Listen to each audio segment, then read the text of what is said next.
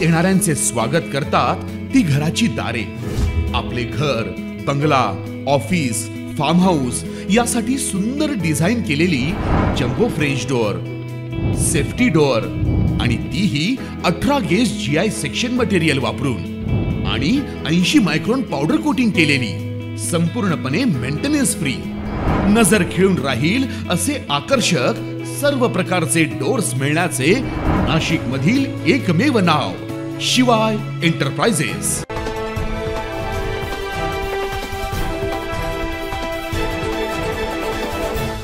पुष्पा चित्रपटाची पुनरावृत्ती नाशिकमध्ये सत्यात उतरल्याची पाहायला मिळाली।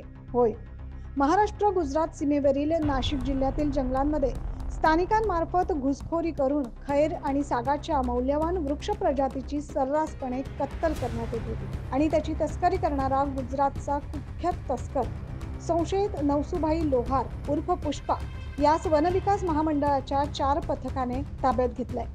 नाशिक शहरातील पेटनाका येथे सापळा रचून सिने स्टाईल पद्धतीने पुष्पाला पकडण्यात आले।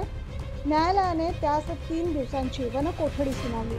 रविवारी नवसुभाई याला वर्ग न्यायदंडाधिकारी गम कोल्हापुरे यांच्या न्यायालयात हजर करण्यात आले। न्यायालयात पुन्हा त्यांना 5 दिवसाची वनकोठडी दिली। याबाबत विभागीय व्यवस्थापक सुजित नेवचे यांनी अधिक माहिती दिली आहे। नाशिक जिल्ह्यातील सीमावर्ती भागात FDCMचा जो खैराचा जो चांगला भाग आहे, तसेच प्रादेशिकचा साग आणि खैराचा जो भाग आहे, या भागामध्ये एक नवसू लोहार नावाचा व्यक्ती वारंवार वनगुन्हा करत होता, खैराची तस्करी करत होता। जो व्यक्ती त्याच्या गावामध्ये सीमावर्ती भागामध्ये पुष्पा या नावाने ओळखला जातो किंवा तो पुष्पासारखा राहून समाजामध्ये एक चुकीचा संदेश पोहोचवण्याचा प्रयत्न करत होता। या आरोपीच्या मागे आम्ही खूप दिवसापासून होतो।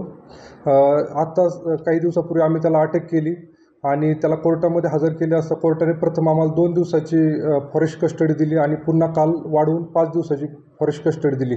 त्याच्याकडून आम्हाला इतर त्याच्या साथीदारांचे नावे मिळाले आहेत, त्यानुसार आम्ही तपास करत आहोत। सीमावर्ती भागामध्ये आम्ही त्याला घेऊन जंगल पंचनामे आणि मेमोरंडम पंचनामाही केलेला आहे। सामान्य नागरिकांमध्ये आम्ही अशा